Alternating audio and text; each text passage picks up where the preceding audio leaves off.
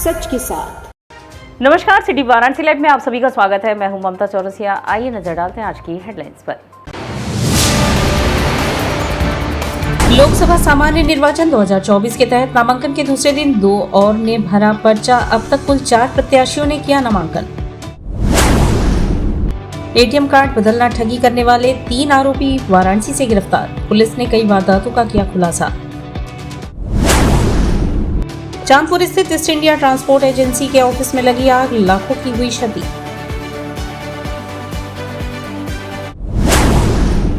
और मतदान के प्रति जागरूकता के लिए साइकिल से वाराणसी से लखनऊ के लिए निकले सूबेदार यादव। और अब खबरें विस्तार से। लोकसभा सामान्य निर्वाचन 2024 के तहत नामांकन के दूसरे दिन 2 प्रत्याशियों ने पर्चा भरा। अब तक कुल 4 प्रत्याशियों ने नामांकन किया। लोकसभा सामान्य निर्वाचन 2024 के लिए जनपद में समाविष्ट 77 वाराणसी संसदीय निर्वाचन क्षेत्र हेतु नामांकन के दूसरे दिन बुधवार को 2 प्रत्याशियों ने अपना नामांकन दाखिल किया। गगन प्रकाश पुत्र शिवधनी यादव ने अपना दल तथा पारसनाथ केसरी पुत्र सालिग्राम केसरी ने राष्ट्रीय समाजवादी जनक्रांति पार्टी से नामांकन किया। इसके अलावा 3 नामांकन फॉर्म लोगों ने लिए हैं, जबकि 22 ट्रेजरी चालान भी लोगों ने प्राप्त किया है। नामांकन के दूसरे दिन नामांकन पत्र प्राप्त करने वाले गगन प्रकाश अपना दल, कमेरावादी रियाजुद्दीन निर्दल तथा राजेश कुमार सूर्य राष्ट्रीय अंबेडकर दल प्रमुख रहे। लोकसभा चुनाव के नामांकन के दूसरे दिन पीडीएम मोर्चा के प्रत्याशी गगन प्रकाश यादव के नामांकन में अपना दल कमेरावादी के नेता पल्लवी पटेल भी कलेक्ट्रेट परिसर पहुंची। पल्लवी खुली कार में प्रत्याशी गगन प्रकाश यादव के साथ कचहरी परिसर पहुंची, जहां कार्यकर्ताओं ने उनका पूरे जोश के साथ स्वागत किया। समर्थकों में पल्लवी पटेल का माल्यार्पण कर स्वागत किया गया। कार्यकर्ताओं व समर्थकों ने पिछड़ा दलित व मुसलमान के समर्थन में नारेबाजी भी की। इस दौरान उनके साथ पीडीएम के सैकड़ों कार्यकर्ता गगन प्रकाश यादव का नामांकन दाखिल करने कलेक्ट्रेट परिसर पहुंचे। सभी अपने हाथों में अपना दल कमेरावादी, AIMIM और पीडीएम का झंडा थामे हुए नजर आए। नामांकन के बाद मीडिया से बातचीत में राष्ट्रीय समाजवादी जनक्रांति पार्टी के प्रत्याशी पारसनाथ केसरी ने बताया कि मैं बनारस के लोगों को न्याय दिलाने के लिए चुनाव लड़ रहा हूं। उन्होंने बताया कि अन्याय इतना काफी हो रहा है कि जीना मुश्किल हो गया है। व्यापारियों का जीना मुश्किल हो गया है। जीएसटी व्यापारियों के ऊपर सरकार के द्वारा इतना अधिक लगा दिया गया है कि बताया नहीं जा सकता, क्योंकि बाहरी व्यक्ति काम नहीं कर सकता जो लोकल व्यक्ति बनारस का व्यक्ति कर सकता है। इसलिए मैं यहाँ से जो है बनारस के लोगों को न्याय दिलाने के लिए आया हूँ और उनके संघर्षों में साथ देने के लिए। अन्याय क्या हो रहा है बनारस वालों के लिए ये आप न्याय दिलाएंगे? अन्याय तो इतना है कि पूछिए नहीं, जीना मुश्किल हो गया है। 2-4 बताइए। व्यापारियों का जीना मुश्किल हो गया है। जीएसटी हमारी सबसे बड़ी समस्या है। जीएसटी से जो इतना समस्या है कि इन लोगों को जो कोई कर ही नहीं पा रहा है। मंडी टैक्स, जीएसटी सबसे बड़ा समस्या है। स्टेट गवर्नमेंट, सेंट्रल गवर्नमेंट जरा भी ध्यान नहीं दे रही। और हम लोग बनारस के बुनकर किसान के सवाल पे, नौजवानों को जो पढ़ने के बाद नौकरी नहीं मिल रही है उसके सवाल पे यहाँ पे चुनाव में भाग ले रहे हैं। बनारस में जो तमाम दुश्वारियाँ 10 साल तक श्री नरेंद्र मोदी जी प्रधानमंत्री के सांसद रहने के बावजूद रह गई, इससे जनता में आक्रोश है। इस आक्रोश के साथ खड़ा होते हुए हम लोग जन मुद्दों पर चुनाव मैदान में भाग ले रहे हैं। प्रमुख मुद्दा क्या रहेगा? देखिए, प्रमुख मुद्दा मैंने साफ बताया कि किसान और बुनकर ही बनारस की पहचान है। बनारस की बनारसी साड़ी से पूरे विश्व में बनारस की पहचान है। और उन बुनकरों की हालत यह है कि फ्लैट रेट बिजली खत्म होने से, जीएसटी लगने से, एक्साइज ड्यूटी, ऐसे तमाम मसले डालने से बुनकरी तबाह हुई है। उनके निवाला छीना गया है, उनके पेट पे लात मारा गया। ये मेरा प्रमुख मुद्दा है। एटीएम कार्ड बदलकर ठगी करने वाले 3 आरोपियों को पुलिस ने गिरफ्तार किया व कई वारदातों का खुलासा भी किया। थाने की पुलिस और एसओजी ने एटीएम कार्ड बदलकर धोखाधड़ी से पैसे ऐंठने वाले अंतर्राज्यीय गिरोह के 3 बदमाशों को सेंट्रल जेल रोड से गिरफ्तार किया है। घटना का राजभाष एडीसीपी वरना क्राइम टी सवर्णन ने पत्रकार वार्ता में किया। गिरफ्तार आरोपी 4 पहिया वाहन से घूम कर घटना को अंजाम देते थे। वे बिहार, उत्तर प्रदेश और दिल्ली एनसीआर के आसपास एटीएम को अपना निशाना बनाते थे। तीनों आरोपी बिहार के रहने वाले हैं और शिवपुर क्षेत्र में एक महिला को अपना शिकार बना रहे थे। उसी दौरान टीम ने आरोपियों को गिरफ्तार कर लिया। एडीसीपी ने एसओजी टीम को 15,000 और कैंट पुलिस को 5,000 रुपए का इनाम देने की घोषणा की है। एडीसीपी ने मीडिया से बातचीत में बताया कि गिरफ्तार आरोपियों में थाना खिजरसराय, जनपद गया निवासी सुजीत कुमार रोसना, गया फतेहपुर निवासी गुलशन कुमार और मतासो एक मला फतेहपुर गया निवासी अभिषेक कुमार है। इनके पास से 13 अलग अलग बैंकों के एटीएम कार्ड, 4 फेविक्विक, 1 फोन पे बिजनेस एटीएम स्वाइप मशीन, घटना में प्रयुक्त 4 मोबाइल फोन, कुछ नकद और 4 पहिया 1 वाहन बरामद हुआ है। पुलिस पूछताछ में आरोपियों ने पुलिस को बताया कि उनका एटीएम धोखाधड़ी का एक गिरोह है जो मिलकर दिल्ली, उत्तर प्रदेश, उत्तराखंड, हरियाणा आदि राज्यों में विभिन्न शहरों में 4 पहिया वाहन से बैंकों की एटीएम पर साथ मिलकर घटना करते हैं। हमारी टीम का एक व्यक्ति एटीएम के बाहर खड़ा रहता है तथा 2 व्यक्ति अंदर रहते हैं। समयानुसार अगर कोई ग्राहक एटीएम के बारे में कम जानकारी रखता है तो उसको हम सहयोग का बहाना बनाकर धोखाधड़ी से एटीएम कार्ड बदल लेते हैं। जब हम लोग एटीएम कार्ड बदलकर धोखाधड़ी नहीं कर पाते हैं तो सभी लोग किसी ग्राहक के पैसे निकालने से पहले हम लोगों में से कोई न कोई उसके आगे खड़ा रहता है तथा ग्राहक को बातों में उलझाकर एटीएम मशीन में कार्ड लगाने वाले स्थान पर कार्ड की मदद से फेविक्विक लगा देता है। जब ग्राहक एटीएम मशीन में अपना कार्ड लगाता है और सारी प्रक्रिया पूरी करता है तो पीछे खड़े आरोपियों द्वारा पिन देख लिया जाता है। इसके बाद आगे वाले व्यक्ति को परेशान करने की नियत से कि हमें भी पैसा निकालना है, जल्दी करो, ऐसी ही बातों में उलझाकर जल्दी एटीएम कार्ड निकालने की बात बोली जाती है। इससे वह ग्राहक एटीएम कार्ड निकालने का प्रयास करता है किंतु फेविक्विक लगा होने के कारण एटीएम कार्ड नहीं निकलता। सभी लोग गार्ड को बुलाने के लिए उस ग्राहक को एटीएम से बाहर भेज देते हैं। तभी मौका देखकर उस एटीएम मशीन में फंसे एटीएम कार्ड को प्लास की मदद से खींचकर बाहर निकाल लेते हैं और फिर उस एटीएम कार्ड को लेकर तुरंत किसी दूसरी एटीएम मशीन से कार्ड का प्रयोग कर पैसा निकाल लेते हैं। आरोपियों से पूछने पर बताया कि वह लोग साथ मिलकर पिछले 3 वर्षों से अलग अलग राज्यों में एटीएम कार्डों की धोखाधड़ी करते हुए ऐशो आराम की जिंदगी जीते हुए जीवन यापन कर रहे हैं। हम लोग 4 पहिया कार से बनारस आए थे। यहाँ भी लोगों से धोखाधड़ी कर एटीएम बदलकर रुपयों की चोरी कर ले उससे पहले पकड़े गए। बताया कि धोखाधड़ी से मिलने वाले पैसों को हम लोग आपस में बराबर बांटते हैं। उसी पैसे से हम लोग मौज मस्ती की जिंदगी जीने तथा खाने पीने में खर्च करते हैं। एडीसीपी ने बताया कि पूछताछ में तीनों ने बताया कि वह वाराणसी में घटना करने के लिए हाईवे के आसपास कहीं होटल लेकर ठहरते हैं।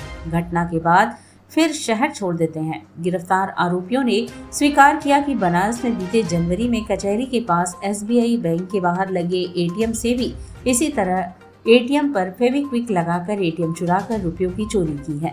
3 दिन पहले भी भोजोवीर चौराहे के पास से एक्सिस बैंक के एटीएम से एक लड़की से धोखे से एटीएम मशीन के अंदर फेविक्विक से एटीएम चिपकाकर ठगी की। आरोपियों की गिरफ्तारी में एसओजी प्रभारी दरोगा मनीष कुमार मिश्रा, दरोगा गौरव कुमार सिंह, कांस्टेबल अंकित मिश्रा, आलोक मौर्य, प्रेम शंकर पटेल, मनीष कुमार बघेल और हेड कांस्टेबल चालक उमेश सिंह शामिल रहे। पूरा घटना में एक 4 व्हीलर यूज़ करते थे और बिहार से यहाँ आने के लिए 4 व्हीलर में आ जाता है और यहाँ लंका थाना क्षेत्र या बेलपुर थाना क्षेत्र में जहाँ हाईवेज़ के बगल में एक होटल्स रूम ले लेते, वो घटना करने के बाद तुरंत भाग जाते हैं। कैसे चिन्हित किया गया इनको? ये जैसे ये होटल्स में भी हमने निगरानी किया और ये इलेक्ट्रॉनिक साक्ष्यों के आधार पर इनको ट्रेस करके इनको अरेस्टिंग किया गया है। और दूसरी बात है कि कल शिवपुर में एक महिला के साथ भी ऐसा घटना करने के प्लान कर रहे थे, उस दौरान इनको घेराबंदी करके पकड़ लिया। क्या कितना अपराधी? ये इनका लिकापड़ी में ये एक सिगरा में एक मुकदमा है और सीतापुर में एक मुकदमा है। और ये पूछताछ में ये चीज़ भी पता चला कि इन लोगों ने पहले बिहार में भी कई सारे जगह पे घटना कर चुके हैं, उनके बारे में भी हम पता कर रहे हैं। और भी लोग हैं इनके साथ? उसका भी पूछताछ जारी है। सर, तो कितने राज्यों में इस तरह की घटना की है कुछ? ये इनका कुल मिला के बिहार, उत्तर प्रदेश, दिल्ली और एनसीआर रीजन के आसपास घटना करते हैं। गिरफ्तार करने वाली टीम को कुछ? ये गिरफ्तार करने की टीम के एसओजी के लिए 15,000 रुपये इनाम घोषित किया जा रहे हैं और स्थानीय पुलिस के लिए 5,000 रुपये रिवॉर्ड घोषित किया। चांदपुर स्थित ईस्ट इंडिया ट्रांसपोर्ट एजेंसी के ऑफिस में आग लगने से लाखों की क्षति हुई। बुधवार की सुबह लगभग 9 बजे मड़ुआडी क्षेत्र के चांदपुर स्थित ईस्ट इंडिया ट्रांसपोर्ट एजेंसी के ऑफिस में आग लगने से लाखों का नुकसान हुआ। मौके पर पहुंची फायर ब्रिगेड की 2 गाड़ियों ने बड़े मुश्किल से आग पर काबू पाया। मिली जानकारी के अनुसार बुधवार की सुबह ट्रांसपोर्ट ऑफिस से धुआं निकलता देख पूर्व ग्राम प्रधान आरटी यादव ने मैनेजर जयप्रकाश तिवारी व पुलिस को सूचना दी। मौके पर पहुंची मड़ुआडी पुलिस ने फायर ब्रिगेड को सूचना दी।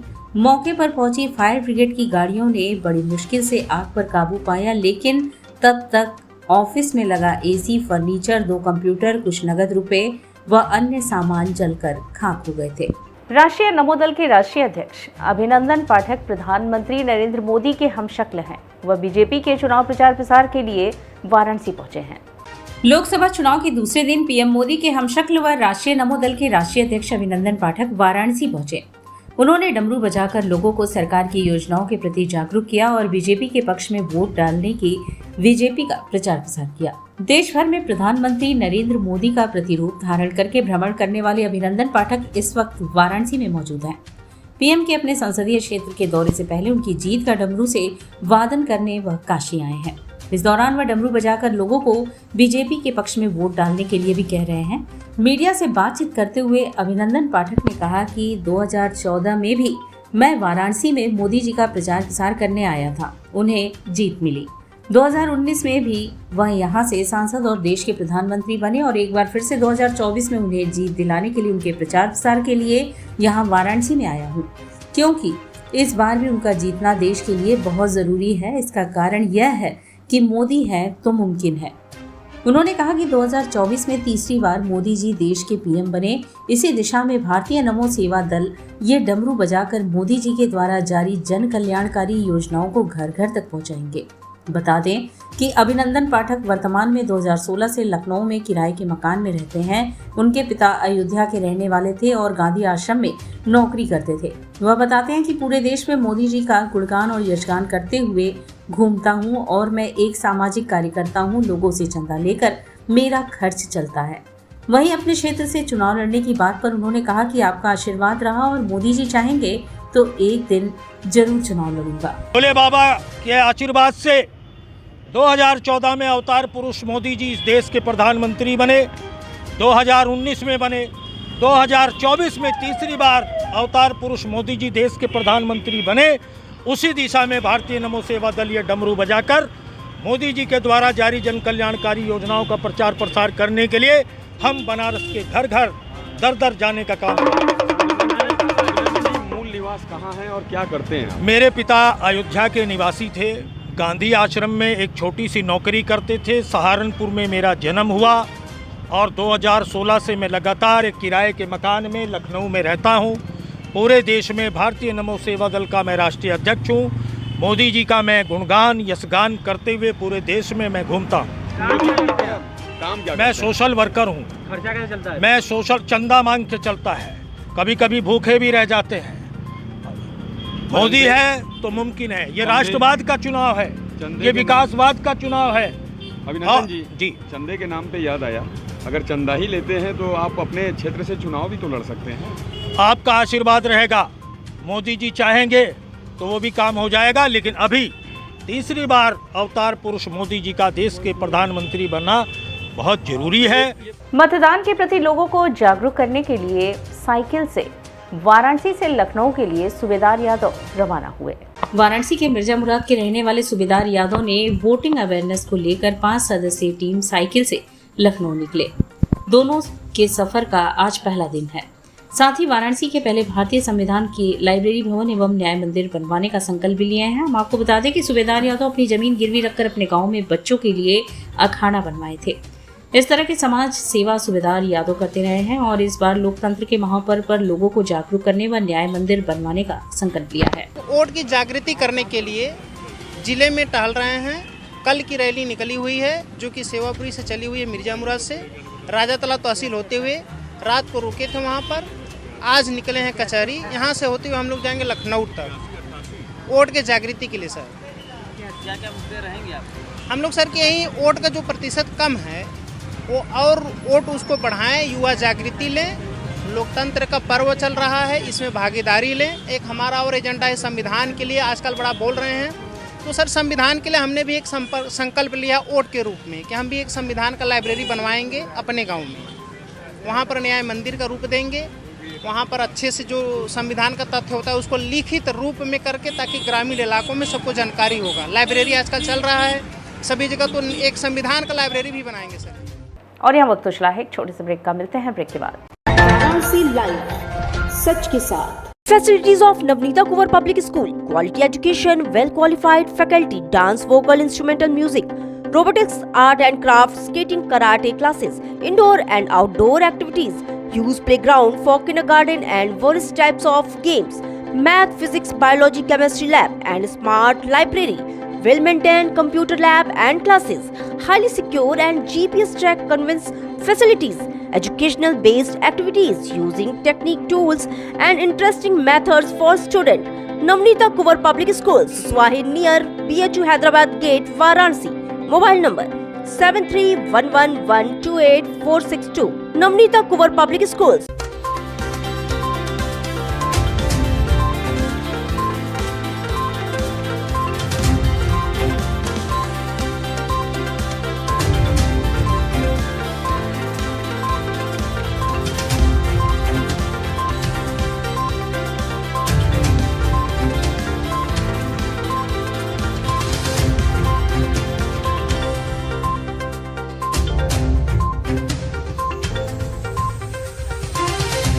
इंटरनेशनल हिंदू स्कूल है। साइंस, मैथ एवं कंप्यूटर लैब, सुसज्जित लाइब्रेरी, वाहन की उत्तम व्यवस्था, विभिन्न खेलों की शिक्षा, बच्चों के शारीरिक एवं मानसिक विकास हेतु योगा का प्रशिक्षण सुविधा। इतना ही नहीं, आपके छोटे बच्चों के लिए एक ऐसी जगह जहां हम देते हैं शिक्षा के साथ साथ मौज मस्ती भरा वातावरण। International Hindu school, Nagwa, Lanka, Varanasi.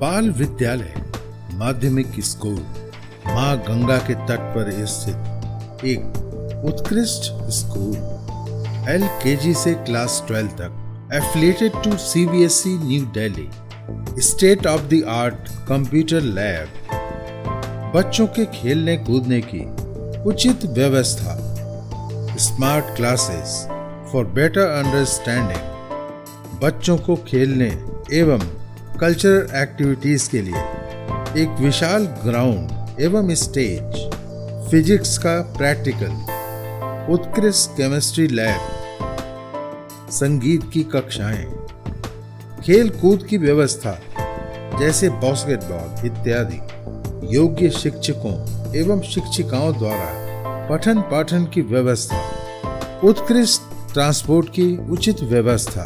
आज ही प्रवेश हेतु संपर्क करें। बाल विद्यालय माध्यमिक स्कूल, प्रहलाद घाट, वाराणसी। मोबाइल 8009181568 एवं डुमरी पड़ाव, Varanasi.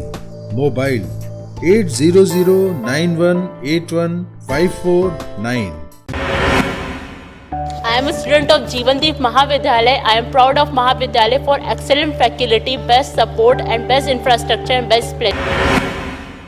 I am a student of Jeevandeep Mahavidyalaya. I am proud of Mahavidyalaya for excellent faculty, best support and best infrastructure and best place.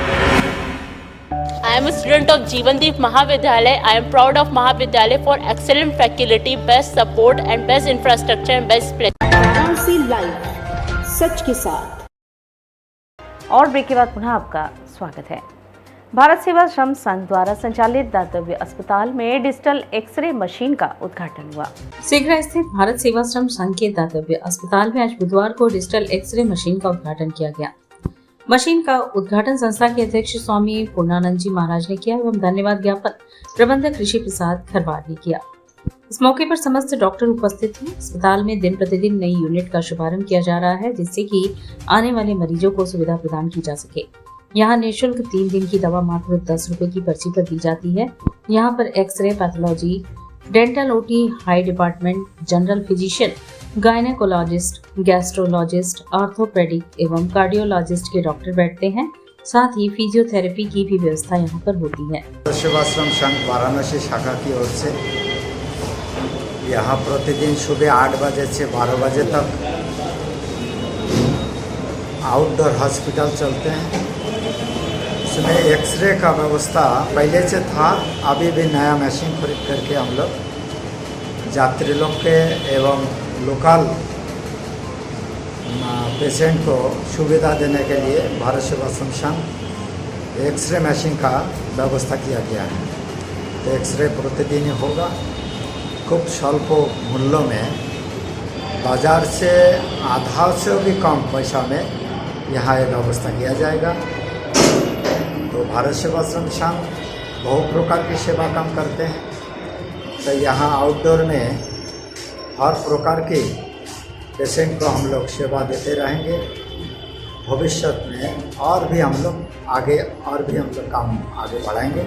Akshaya Tritiya के दूसरे दिन मणिकर्णिका स्थित चक्र पुष्करणी कुंड का स्नान 11 मई को होगा। चारों धाम का पुण्य कमाने के लिए पूर्वांचल से यहाँ श्रद्धालु आते हैं। गंगा से भी प्राचीन चक्र पुष्करणी कुंड का स्नान 11 मई को होगा। गंगा गोमुख की मान्यता वाले कुंड में स्नान करके चारों धाम का पुण्य कमाने के लिए पूर्वांचल के जिलों से श्रद्धालुओं का रेला उमड़ेगा। अक्षय तृतीया पर 10 मई को होने वाले वार्षिक श्रृंगार और दूसरे दिन होने वाले स्नान के लिए तैयारियां शुरू हो गई हैं। काशी के प्राचीन तीर्थ चक्र पुष्करणी पर मणिकर्णिका देवी का वार्षिक श्रृंगार अक्षय तृतीया पर 10 मई को रात्रि में होगा। अक्षय तृतीया पर मणिकर्णिका मां की सवारी ब्राह्मनाल स्थित तीर्थ पुरोहित जयेंद्रनाथ दुबे बप्पू महाराज के आवास से निकलेगी। रात में मणिकर्णिका माई की अष्टधातु वाली 2.5 फीट ऊंची प्रतिमा तीर्थ कुंड स्थित 10 फीट ऊंचे पीतल के आसन पर स्थापित की जाएगी। इसके बाद देवी को फूलों व नए वस्त्रों से झांकी सजाई जाएगी। 11 मई को मध्याह्न में चक्र पुष्करणी कुंड में स्नान होगा। प्रथम तीर्थ पुरोहित जयेंद्रनाथ दुबे बप्पू महाराज ने बताया कि इस तिथि पर चक्र पुष्करणी कुंड में स्नान करने से चारों धाम का फल प्राप्त होता है। हमारे घर से ये कुल परंपरागत पूजा चली आ रही है और सैकड़ों साल से ही मां मणिकर्णिका की मूर्ति हमारे घर में विराजमान है, जो काशीवासी के दर्शन के लिए साल में एक दिन जो अक्षय तृतीया की रात्रि में कुंड पे जाती है और दूसरे दिन तक वहाँ पे मध्याह्न 12 साढ़े 12 बजे तक रहती हैं। 56 भोग लगता है, उसके बाद माँ की मूर्ति पुनः घर पे आती है और उस दिन अक्षय तृतीया के दूसरे दिन वहाँ पे स्नान करने का बहुत महत्व है। उस दिन दान धर्म करने का बहुत महत्व है। उस दिन अगर आप मणिकर्णिका चक्र पुष्करणी कुंड में स्नान करते हैं तो अक्षय पुण्य की प्राप्ति। घाट संध्या कार्यक्रम में जय सूर्या नारायण मूर्ति द्वारा भरतनाट्यम नृत्य की प्रस्तुति दी गई। जिला प्रशासन की अप्रतिम पहल पर सुबह बनारस के अंतर्गत घाट संध्या कार्यक्रम में बुधवार को शिव की नगरी काशी में शिव भक्त भारत के सपूत जय सूर्या नारायण मूर्ति ने भरतनाट्यम नृत्य प्रस्तुत किया। नृत्य का शुभारंभ श्लोक माला से किया, तत्पश्चात शिव तांडव, शंकर श्रृंगेरी एवं समापन तांडवा से किया। कलाकार ने अद्भुत, अलौकिक एवं अप्रतिम नृत्य की प्रस्तुति देवाधिदेव महादेव और मां गंगा को समर्पित किया। साथ में दर्शकों के हृदय को आच्छादित भी किया। कलाकार को प्रमाण पत्र डॉक्टर उत्कर्ष केसरी एवं बालेश्वर तिवारी ने प्रदान किया। प्रमाण पत्र प्रदान करने के साथ ही उनकी समर्पित संगीत साधना की सराहना की गई। धन्यवाद ज्ञापन श्याम कुमार केसरी ने किया। कार्यक्रम का सफल संचालन सीमा केसरी ने किया। इस अवसर पर भारी संख्या में दर्शकगण उपस्थित रहे।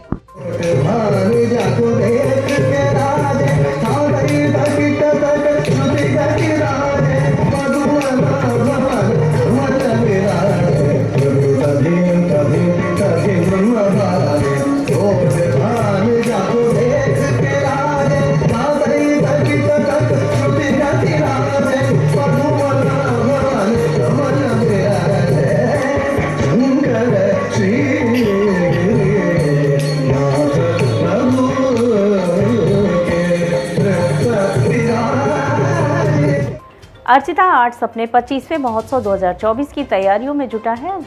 वहां के ऑडिशन प्रक्रिया में कई स्कूलों के बच्चों ने हिस्सा लिया। 25वें अर्चिता महोत्सव 2024 के लिए कई स्कूल में नए कलाकारों का चयन किया गया है, जिसमें 50 बच्चों ने हिस्सा लिया, जिसमें कि 5 निर्णायक की टीम में कहकशा जी आनंद पाठक, मोहिनी विश्वकर्मा, गोपाल गुप्ता, विनोद गौड़ शामिल थे। उपरोक्त अवसर पर अर्चिता आर्ट्स के निदेशक और गायन ने सिटी चैनल को बताया कि 24 वर्षों से बनारस ही नहीं यूपी के लगभग सैकड़ों नए कलाकारों को राष्ट्रीय स्तर पर काम कला के क्षेत्र में सिंगिंग और डांस में स्थान दिलाती आ रही है। इस बार ये महोत्सव पुराने कलाकारों के साथ इन 10 बच्चों को भी स्टेज गाय घाट गंगा किनारे 9 जून को गंगा आरती के बाद महोत्सव होगा, जिसमें काफी नामचीन चेहरे भी शिरकत करेंगे। तो में डांस और सिंगिंग की प्रतिभा देखने को मिली है, जिसमें से टॉप 10 लोगों का जो आज सिलेक्शन किया जाएगा, ये तीसरा राउंड यहाँ चल रहा है। तो यहाँ पर जो आज 10 लोगों का सिलेक्शन होगा, ये 10 लोग आपको पहली बार 25वें अर्चिता महोत्सव में गाय घाट पर दिखाई देंगे लाइव शो में, जिसमें बाहर के हमारे वो आर्टिस्ट भी रहेंगे इनके साथ, जो हमारे आर्टिस्ट आ रहे हैं, जो 25 साल में अर्चिता आर्ट्स के थ्रू बॉम्बे तक पहुँचे हैं। वो सारे लोग हम लोगों के साथ परफॉर्मेंस करेंगे और ये सारे लोग लाइव आपको देखने को मिलेंगे। अब इसके बाद इसका महोत्सव अब डायरेक्ट उसके ही लिए ऑडिशन होगा। काशी महोत्सव का फाइनल आज समाप्त कर दिया जाएगा। और इसी के साथ सिटी वाराणसी लाइव का यह प्रसारण यही समाप्त होता है। ममता चौरसिया को दी इजाजत। नमस्कार।